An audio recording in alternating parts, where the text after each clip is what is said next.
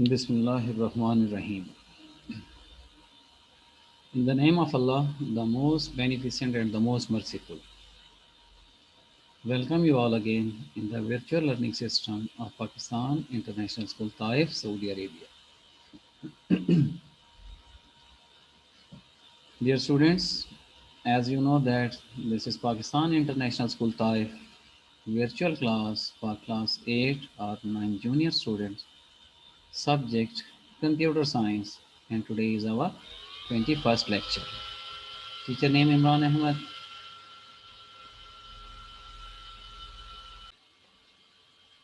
Dear students, as you know that in the previous lectures, we were discussing about the chapter number 2, which was Fundamentals of Operating System.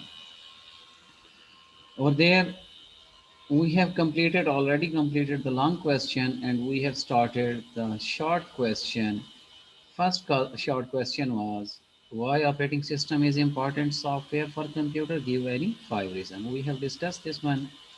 Second question, give any 3 objectives of operating system. So these are the objectives. Number third, mention few disadvantages of using DOS. Already we have discussed. Number 4 was name 2 operating systems which are used in modern mobile phones.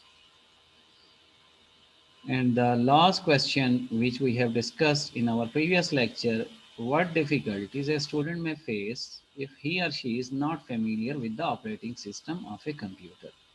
So we have discussed, this was our previous lecture, we have discussed in very detail these topics. Today's our lecture is about define Unix and Windows operating system.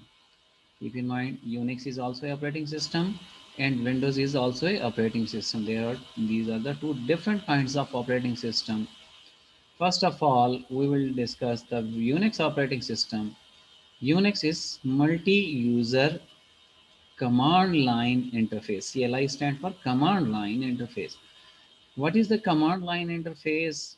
Like DOS, in DOS, disk operating system, we enter the commands into a computer. So Unix is also same as like that. So with the help, if I install the Unix in my computer, so I will not use the graphical user interface. I will use the Unix interface and command line interface. So I need to remember the commands of Unix. So it is difficult, but it is multi-user. Multi-user means at a time different user can be use a system. So this one is called the multi-user. Unix is multi-user operating system. When it was introduced in 1969.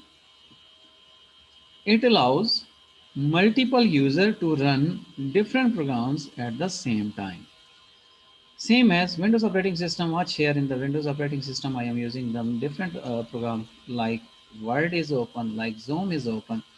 So these are the multiple user to run different programs at the same time. Now at the same time, I am using multi programs. One is Zoom, another one is Word. So this one is about the Unix operating system. Next is Windows operating system. Windows is the most popular operating system used on microcomputer. Microcomputer, in the first chapter we have already discussed the microcomputer, mini computer and mainframe computer. So those computers which we are using at our homes, these are called the microcomputers. So Windows is the most popular operating system used on microcomputers. It was developed by who? It was developed by Microsoft. So who developed the operating system? Microsoft Corporation developed the Windows operating system. Many different versions are. Version means a thing is not developed at the same time, but it is developed step by step. The first version of Windows operating system was Windows 95. Then after that, many different versions were introduced into the market. So after that, Windows 98. Windows 98, there are after that Windows 98, Windows 98 second edition was also introduced. Then Windows Millennium. Windows Millennium means Windows 2000 is also called the Windows Millennium. Windows XP, Windows Vista, Windows 7, Windows 8, and nowadays most popular operating system is Windows 10. So currently I am using at my computer Windows 10 operating system. The latest version is Windows 10. Watch here. The base of Windows operating system was Windows 95. When one thing will be developed, so they do the little bit changes in that operating system and they introduce the new version and they give the next name or the new name to that operating system. For example, when the Windows 95 was developed, so after a year or 2 years or 3 years, they change inside the graphics, they change the different programs in Windows 95 and they give the name. They introduced the new version of Windows 9, Windows, which was called 98. So base was Windows 95. Nowadays, we are using at our computer, at our microcomputers, which is Windows 10. So most of the user also use the Windows 7 as well. But the most important nowadays, which is included in your course, is Windows 10 operating system. This is the sixth short question. Next is differentiate between single user and multi-user operating system. Now we will discuss over here what is single user operating system and what is multi-user operating system. Many times you have listened the name of single user operating system and the multi-user operating system. First of all, we are going to explain the single user operating system. Operating system that is used by single user at a time. Single user means if I disconnect my computer from my PC or my laptop from the internet, it means that no one other can use my computer. So will be only a single user can use that computer. If I remove all the user from my computer, let's say when we plug in or on the computer, what happened to my computer? A log on screen is appeared. So there, if you make the two user or the two login or three login, or it depends upon you. So each and every user can use the computer. So but single user operating system means no one can other use the computer, only one person can use that computer, is called the single user operating system. So single user operating system that is used by the single user at a time is known as single user operating system. What is the function of single user operating system? It allows a single user to log in and use the computer at a time. For example, now currently I am using that computer. When I will go or I will switch off my computer after the some time, when I open another user, for example, my daughter or whatever, sitting at my computer and he or she can use my computer. At that time, only one user. First I was a single user. After me, another user came and sit the same computer. So this one is called the single user operating system. It is used on microcomputer. It is used on microcomputer means we can use a single user operating system on our laptops, our home PCs. So these are called the single user operating system or the microcomputer. Some examples of operating system, single user operating systems are DOS. DOS is single user operating system. Disk operating system, Windows 95, Windows XP, Windows 7. So these are called the single user operating system. Now we will discuss the multi-user operating system. In order to understand the multi-user operating system in a network environment means when a computer is connected with another computer. So at the same time, two users are using the same computer is called the multi-user operating system. Operating system that allows many users to use a computer at a same time. Watch here, at the same time. For example, at a moment I am using as well as another person at my home, or in the net, if the network is there, so he or she is also using the same same computer. So on that case, this computer is called, or this operating system will be called the multi-user operating system. Operating system that allows many users to use a computer at the same time is known as multi-user operating system. Operating system that allows many users, many means it could be two, three, more than one. You can say that if the more than one user can use a computer, so this was at that time the operating system will be called the multi-user operating system.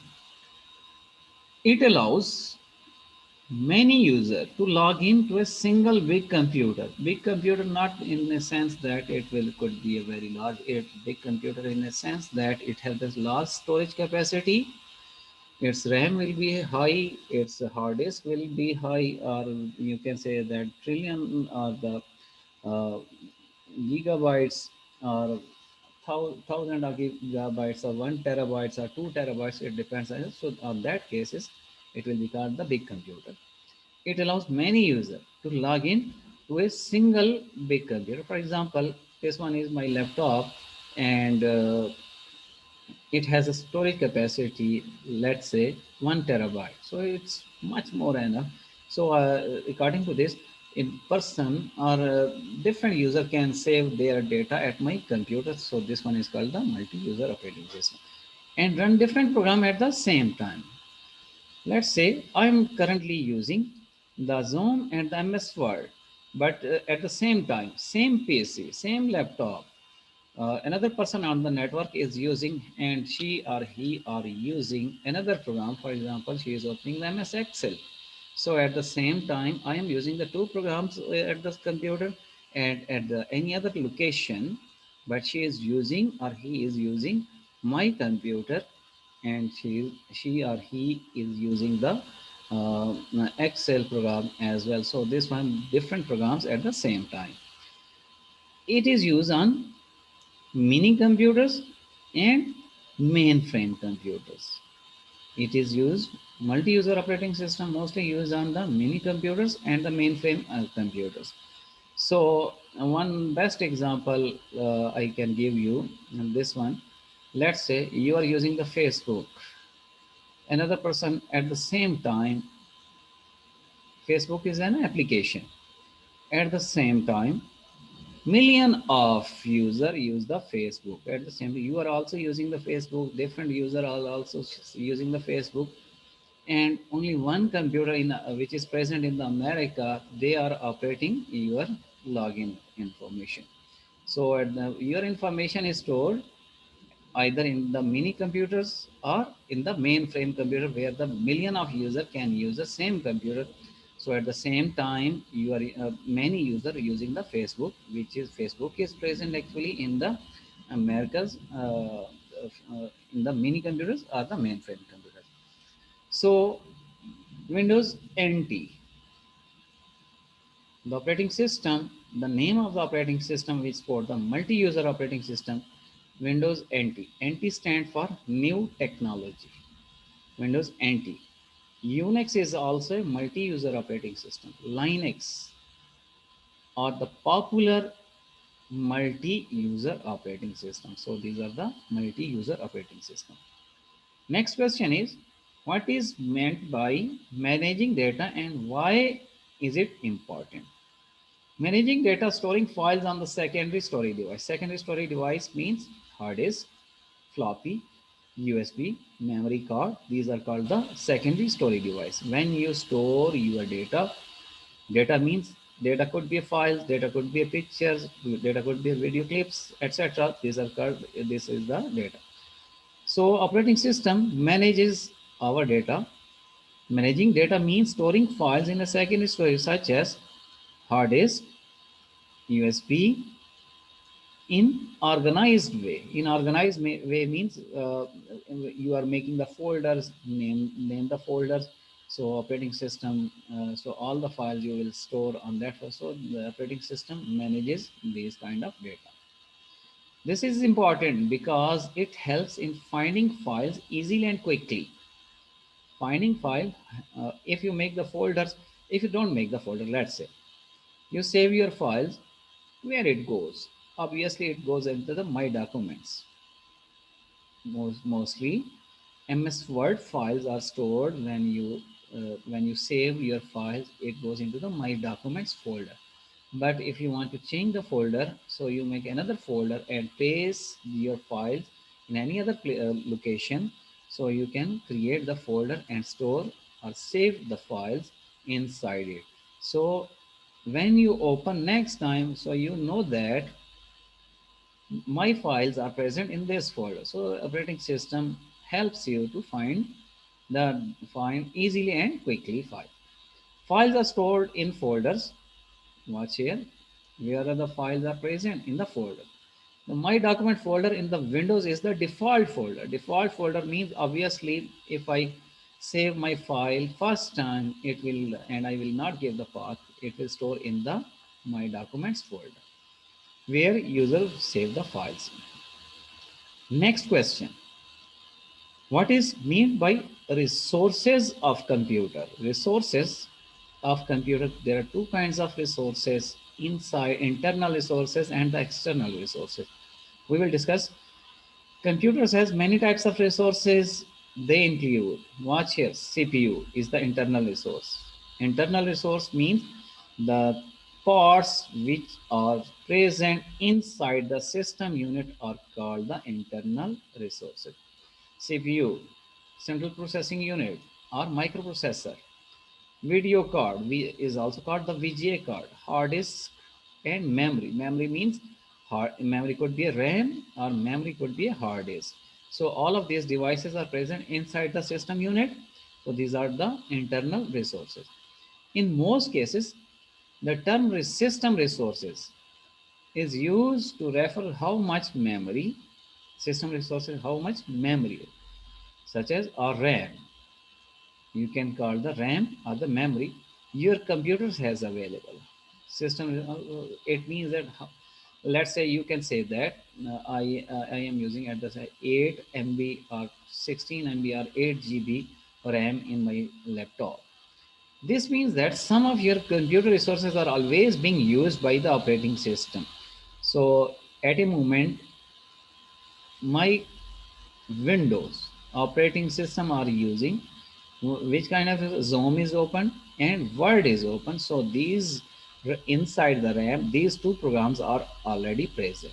When I close this one, RAM will release this space from, when I close this MS Word, RAM will release the storage, and when I open the next program, so RAM allocate the space to that new program. This means that some of your computer resources are always being used by the operating system. Some of, for example, currently clock is open. So clock is running.